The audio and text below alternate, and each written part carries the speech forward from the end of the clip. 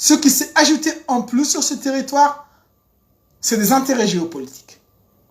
Ce sont ces intérêts géopolitiques qui vont se greffer sur cette région, sur cette ville de Djibouti, qui vont ensuite pousser à l'organisation de la ville et donc à l'implantation d'une population beaucoup plus nombreuse et beaucoup plus organisée, et surtout pas l'inverse.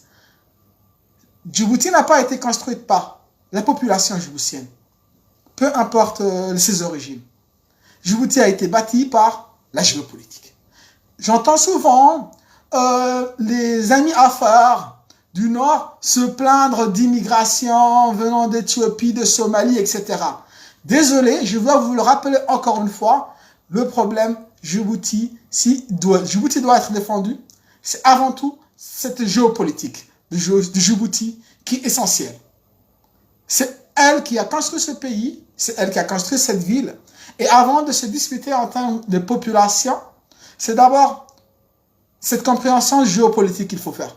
Et dans ce sens-là, là où Ismaël Omar Guelleh s'est montré beaucoup plus puissant et influent que les autres communautés, c'est qu'il a réussi à tisser tout simplement des relations importantes diplomatiquement avec tous les acteurs concernés par la géopolitique de Djibouti. Donc, il a réussi à tisser un réseau d'entrepreneurs, de diplomates et plein de gens autour de lui. Non pas simplement par sa simple position de chef d'État qui lui a permis ça, mais c'est surtout par cette compréhension des priorités de Djibouti et de son existence même. En d'autres termes, que ce soit les sous-clans somalis ou que ce soit les sous-clans afars qui ont négligé les relations internationales, qui ont négligé les relations universitaires, qui ont négligé les relations entrepreneuriales à l'étranger et qui n'ont fait que durant 40 ans revendiquer une victimisation pour leur peuple. Ils se sont trompés de direction. Ils se sont trompés de direction. L'essence même de Djibouti est géopolitique. C'est dans ce sens-là qu'il fallait investir les 40 dernières années pour réussir à se montrer, on va dire, à force égale politiquement avec Ismaël Omar Guelleh et son entourage et sa famille. Au lieu de se plaindre et de se réveiller 40 ans après. Parce que moi, je suis jeune. Je suis dans mon temps. Et je suis content d'avoir fait le bon diagnostic à temps. Et c'est pour ça que j'incite aussi les autres communautés, on va dire les sous-communautés afar et les sous-communautés somalis, à se re-questionner sur la géopolitique de Djibouti et à se re-questionner sur les relations qu'ils vont tisser à l'étranger. Que ce soit des relations commerciales, que ce soit des relations entrepreneuriales, que ce soit des relations universitaires et académiques et intellectuelles. Tout ça est à revoir, sans tourner autour du pot, pour les communautés, on va dire, afar, particulièrement, qui sont encore en train de se plaindre du délabrement du Nord, alors que durant 40 dernières années, ils ont eux-mêmes négligé la géopolitique djiboutienne. Et ils s'étonnent que la région du Nord est négligée. La population du Nord n'est pas négligée. C'est les leaders afars qui ont négligé la géopolitique. Je répète, ce n'est pas la région du Nord qui est négligée. C'est les leaders afars qui ont négligé la géopolitique. Et donc, à Djibouti, le système de gouvernance, donc cette question géopolitique, est plus important même que les revendications sociales du peuple. C'est un peu dur à dire, mais c'est la réalité à Djibouti. Et donc, il faut remettre dans l'ordre dans ces réalités. Maintenant, concrètement, comment ça va se faire concrètement? Concrètement, ça va se faire, par exemple, il y a une grande anti-France en Afrique. Pourtant, géopolitiquement, la France tient à Djibouti plus qu'à la prunelle de ses yeux. Géopolitiquement, la France, pas que la France, l'Europe, je reprends, pas que la France, c'est l'Europe, et aussi les États-Unis tiennent à Djibouti plus qu'à la prunelle de leurs yeux. Si maintenant les leaders djiboutiens, qu'ils soient de l'opposition ou du gouvernement, ils réussissent à comprendre cette réalité-là, eh ben, ils doivent se casser le dos pour tisser des relations avec toutes ces puissances étrangères pour le développement aussi bien de Djibouti que de leur propre peuple. Vous voulez sauver le peuple djiboutien, vous pouvez sauver le peuple somali, vous voulez sauver la communauté saint-laurent, vous voulez sauver la communauté arabe, vous voulez sauver la communauté afar, Debné, Fourlaba, vous voulez développer la population djiboutienne, vous voulez une meilleure situation de vie à Djibouti, eh bien mettez-vous à la géopolitique. C'est la raison même de l'existence du Djibouti. Et mettez-vous donc au système de gouvernance, c'est la raison même de l'existence du Djibouti. Et là, le problème qui se pose encore une fois, c'est que les militaires français, ils vont rester. Ils vont rester et il n'y a pas de doute. Le 5e Riahom, il peut être transformé en musée. Moi, j'ai focalisé ma critique sur le 5e Riahom, qui est tellement archaïque, qui est tellement vieux, qu'il est temps pour lui de devenir un musée. Musée, on va dire, de l'histoire djiboutienne, ou musée de l'histoire franco-djiboutienne, je n'en sais rien, ou même musée colonial, peu importe, mais ce contingent et ces infrastructures, elles doivent changer de forme. Mais ce n'est pas pour autant que les relations militaires avec la France vont s'interrompre. Donc, le fait de reconnaître cette interdépendance, on va dire, entre Djibouti et la France, d'un point de vue militaire, c'est ça la géopolitique. Et c'est de là que commencent, on va dire, les revendications djiboutiennes. Celui qui rate cette réalité-là, il ne pourra pas ensuite continuer sur d'autres revendications sociales, humanitaires, pour le bien-être de la population djiboutienne ou de sa communauté. Ça va être raté. Il va être considéré comme un ennemi géopolitique des intérêts européens et des intérêts du monde et de l'univers jusqu'au Japon et en passant par... C'est trop fort. Ça va trop loin. C'est pour ça que je suis déçu de tous les activistes militants afar sur les réseaux sociaux qui critiquent le capitalisme et les États-Unis ou le libre-échange, qui critiquent la mondialisation, qui critiquent le capitalisme. Eux, ce sont des perturbateurs géopolitiques de Djibouti.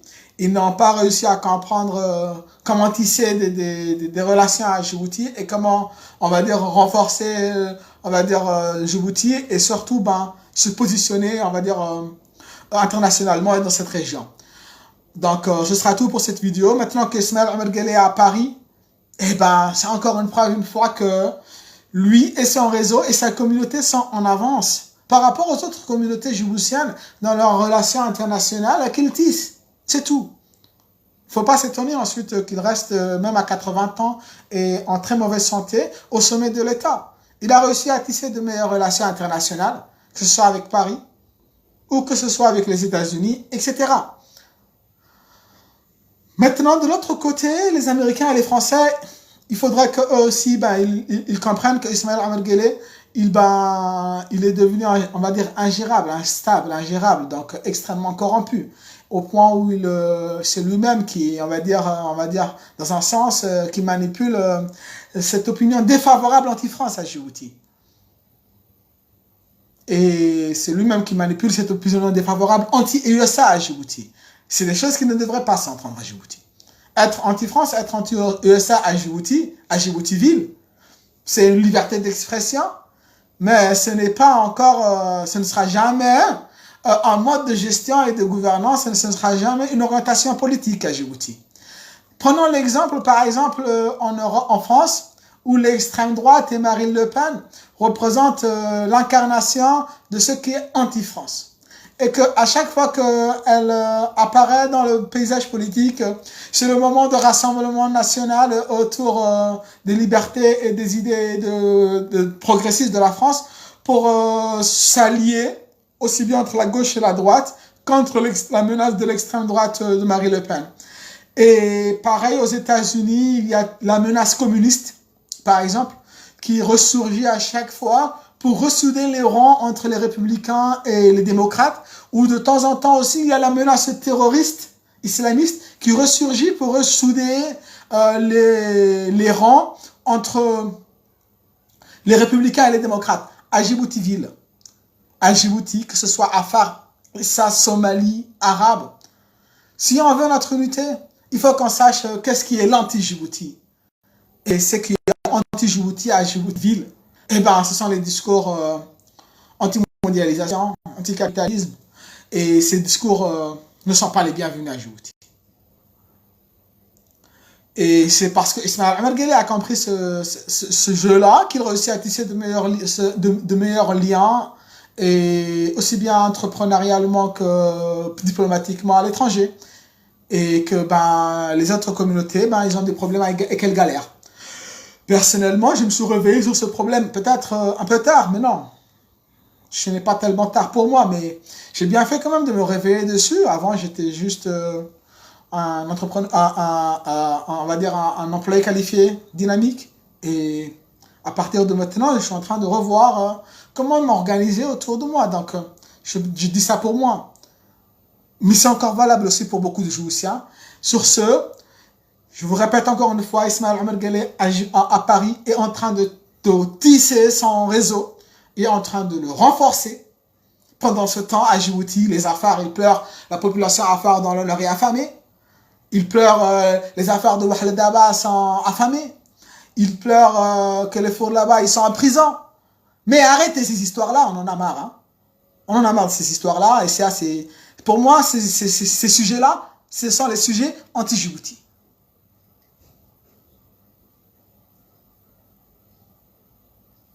On revient aux fondamentaux. Djibouti est une ville géostratégique, géopolitique. Vous voulez défendre Djibouti? Vous voulez défendre votre peuple? Vous voulez défendre votre communauté? Défendez la géopolitique djiboutienne. Défendez-la et sachez quelle est l'ennemi de cette géopolitique djiboutienne. L'ennemi de cette géopolitique djiboutienne, maintenant, ben, ce sont, ben, on va dire, les revendications identitaires Afar de Asmara, ou les revendications identitaires Somalie de Mogadiscio, ou les revendications identitaires arabes du Yémen. Donc ça, ce sont les ennemis de Djibouti. Ces revendications identitaires régionales. C'est ça l'ennemi de Djibouti. Et savoir reconnaître cet ennemi-là, et savoir se retrouver entre Djiboutiens et dire, bon, on a des problèmes internes, mais notre géopolitique est plus importante que les problèmes intercommunautaires.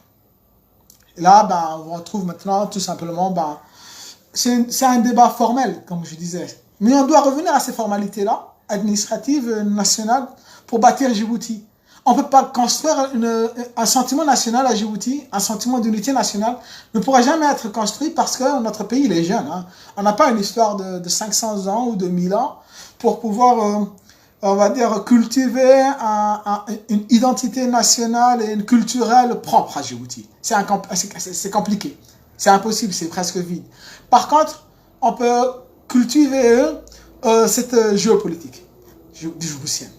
Donc, cultiver la géopolitique djiboutienne, c'est cultiver le sentiment national.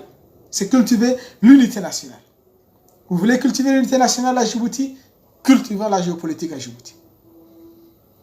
Comprenons cet enjeu et comprenons que maintenant, Ismaël Omar Guelleh à Paris, il est en train de prendre de l'avance sur les autres communautés. Et après, ben, il ne faudra pas s'étonner que les autres communautés se retrouvent moins puissantes que ben, l'entourage du président. Parce qu'ils auront négligé la géopolitique. Sur ce, ben, je vous remercie de la présence. Je vous invite à liker cette vidéo. Je vous invite à la militer, à comprendre l'essence géopolitique de Djibouti. C'est une question essentielle. On peut essentialiser Djibouti à sa géopolitique. Une fois qu'on a réussi à comprendre cette essentialisation de Djibouti à sa géopolitique, on réussira à mieux défendre les intérêts de la population djiboutienne. On pourra mieux défendre les intérêts des citoyens djiboutiens, des communautés djiboutiennes. Et puis voilà.